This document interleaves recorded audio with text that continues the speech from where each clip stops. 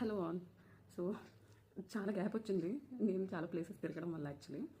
So ఏంటంటే నేను రీసెంట్గా ఇన్స్టాలో బయట కూడా ఈ 2 కిడ్స్ గురించి చాలా వింటున్నాను అనమాట. అంటే లైక్ కొంతమంది ఫాస్ట్గా 2 కిడ్స్ని ప్లాన్ చేయండి హెల్తీగా ఉన్నప్పుడు ఇలా అనమాట. సో యాక్చువల్లీ 2 కిడ్స్ కాన్సెప్ట్ మంచిది, చాలా మంచిది. నాకు మా చెల్లి ఉంది, నాకు కష్టాల్లో సుఖాల్లో అన్నింటిలో కూడా నేను అసలు మా చెల్లిని ఎప్పుడెప్పుడు కలుస్తానా అని మ్యారేజ్ తర్వాత ఇంకెక్కువ క్రేవ్ అవుతాను అనమాట. సో అది చాలా మంచిది. లైక్ నేను అలవాటు పడిపోయాను మా చెల్లికి బాగా. సో ఇలానే మేము యాక్చువల్లీ ఏం థింక్ చేస్తామంటే లైక్ మేమనే కాదు, జనరల్గా ఇప్పుడున్న పేరెంట్స్ ఏంటంటే ఫైనాన్షియల్గా చూసుకోవాలి, హెల్త్ చూసుకోవాలి, మన ఇంట్లో కండిషన్స్ అన్నీ చూసుకొని అయితే సెకండ్ కిడ్ని ప్లాన్ చేసుకోవాలన్నమాట. ఒక కిడ్ అయితే ఖచ్చితంగా ఉండాలి, అది ఒక హెల్తీ ఫ్యామిలీ అనమాట. బట్ అంటే లైక్ నేను 10th క్లాస్లో ఉన్నప్పుడు మా డాడీకి అన్ని కటింగ్స్ పోయి ఒక 45 to 50 వచ్చేది శాలరీ. నా స్కూల్ ఫీజు అప్పుడు 25,000 ఉండేది. అది ఒక మంచి స్కూల్లో 25,000 ఉండేది. మా చెల్లికి నాకు కలిపి ఓవరాల్గా ఒక 40,000లో ఒక ఇయర్. అంటే లైక్ నేను 10th అంటే మా చెల్లి అప్పుడు ఒక 4th or 5th ఉండేది.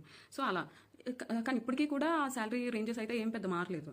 ఇప్పుడు ఒక మిడిల్ క్లాస్లో ఒక 6-7 years ఎక్స్పీరియన్స్ ఉన్న వాళ్ళు ఆన్ అండ్ యావరేజ్గా వాళ్ళ శాలరీస్ ఎంత ఉంటున్నాయి, 60,000 to 70,000 ఉంటున్నాయి. కానీ స్కూల్ ఫీజులు ఎల్కేజీకి, మా పాప ఎల్కేజీకి నా 10th క్లాస్లో కట్టిన ఫీజు కడుతున్నారు. సో ఇవన్నీ చాలా చాలా ఇంపార్టెంట్ అనమాట. అంటే లైక్ ఫైనాన్షియల్గా మేము ఒకప్పుడు స్విమ్మింగ్కి అలా వెళ్తే, అంటే లైక్ నేను వెళ్ళేది మా తమ్ముడు వెళ్ళేవారు అన్నమాట, నాకు స్విమ్మింగ్ రాదు.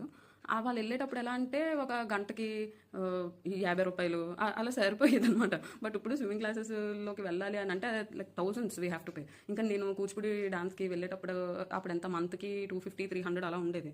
ఇప్పుడు ఎంత ఉన్నది, మంత్కి 2,000-3,000. ఆన్లైన్ అయితే they are charging more than 4-5,000.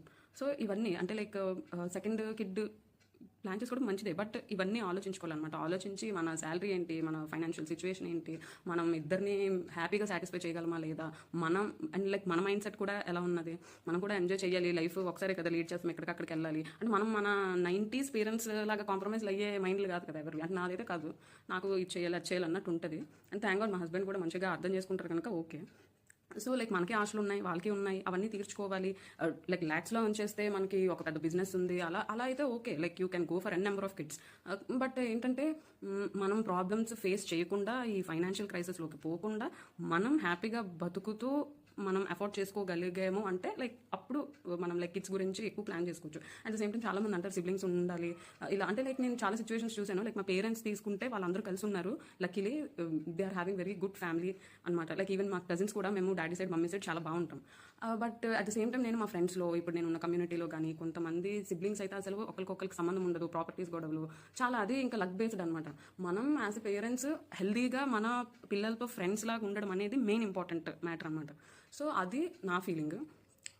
ఇంకా మేబీ ఏమైనా జరగవచ్చు ఫ్యూచర్.